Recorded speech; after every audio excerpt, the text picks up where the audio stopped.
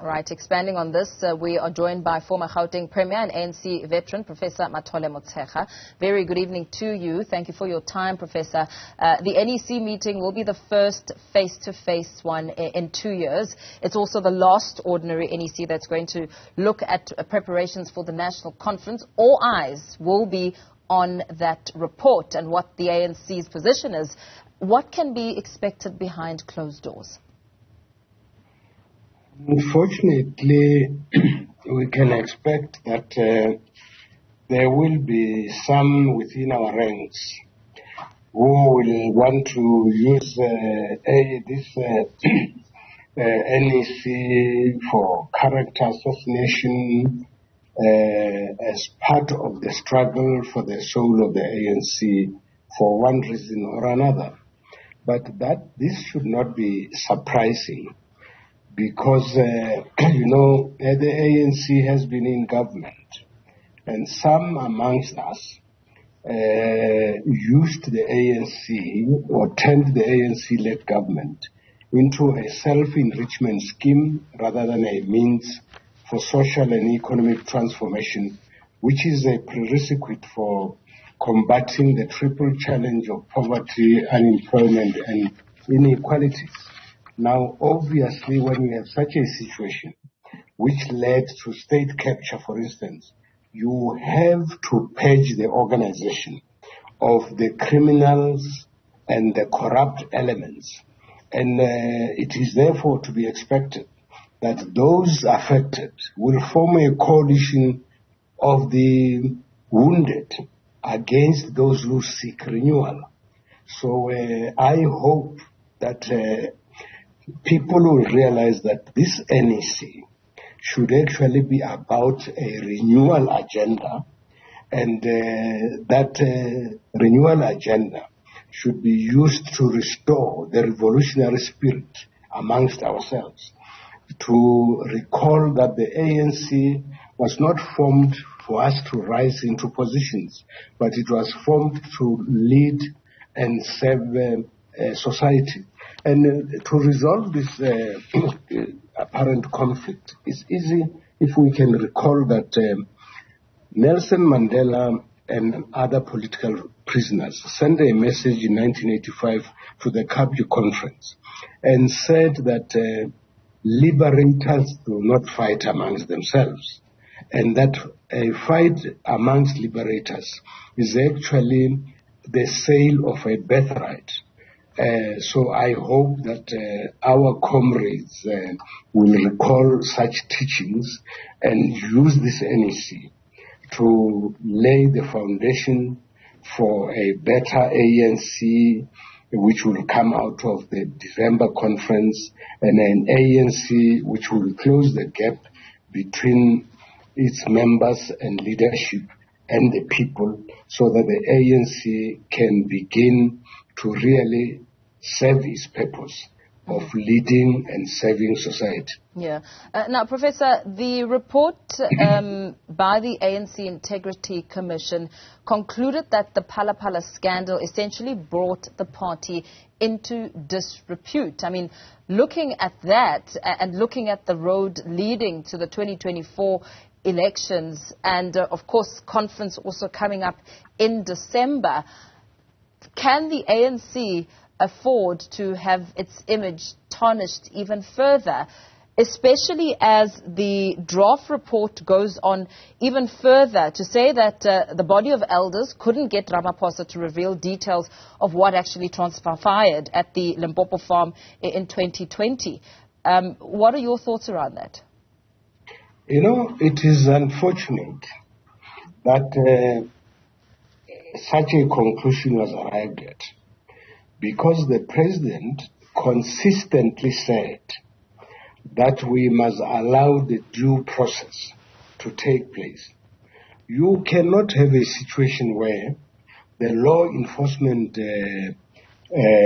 structures are seized with the matter, then you have Parliament seized with the same matter, and then you have the Integrity Commission seized with the same matter, and you expect the head of state, who has to run the country, to be explaining himself to so many centers of power, and at the same time, there is the media also wanting his attention. I just think that the way this Palapala matter is being handled is unfortunate, because we should have heeded the call of the president to say the matter is in the hands of the law enforcement officials. Let the due process run its course.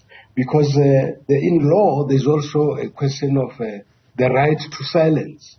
Because if you are investigated by the law enforcement officials, you have the right to silence. But now if Parliament calls you to come and explain, the Integrity Commission calls you to come and explain, that is a violation of the right of silence and is a violation of the Constitution. So I think that this matter is poorly handled, is not improperly handled, because now you table a report from the Integrity Commission before the NEC for debate, and then that also is a further violation of the right to silence. So I think that we need a civic and human rights education for the media, for Parliament, for the leadership of various organizations, because we prejudice people who are not supposed to be prejudiced in terms of the Constitution. Mm-hmm. I mean, there's also, been a lot of the criticism coming from the former presidents who've also been vocal, especially speaking around the matter of Palapala, former President Thabo Mbeki.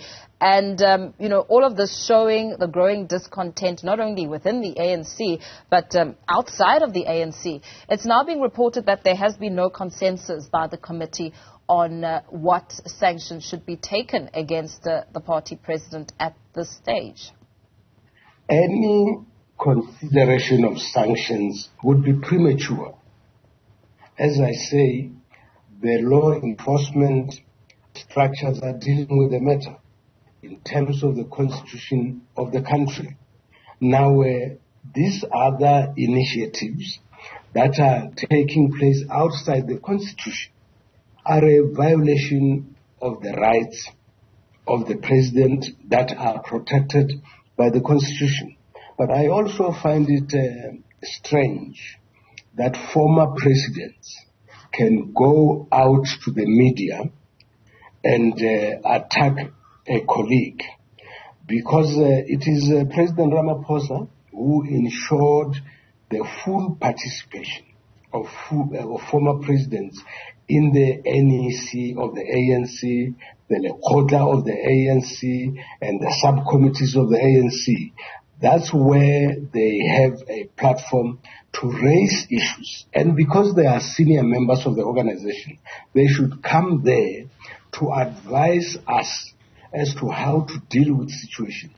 But if they descend into the arena created by the media and start attacking the head of the organization and the head of government, that is what is damaging the image of the ANC. So it's not the Palapala scandal that damages the image of the ANC. And why not, Professor?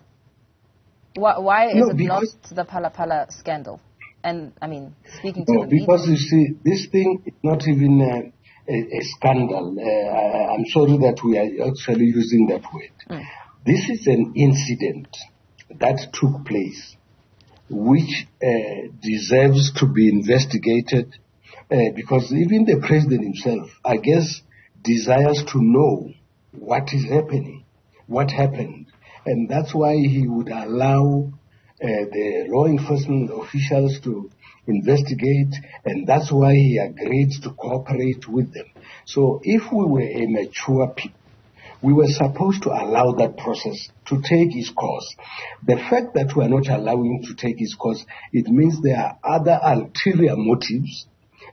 For instance, there may be some of us who want the president not to make it in the December conference. And we use this incident, give it different colors in order to discredit the president. So I don't think in a democracy we should work that way.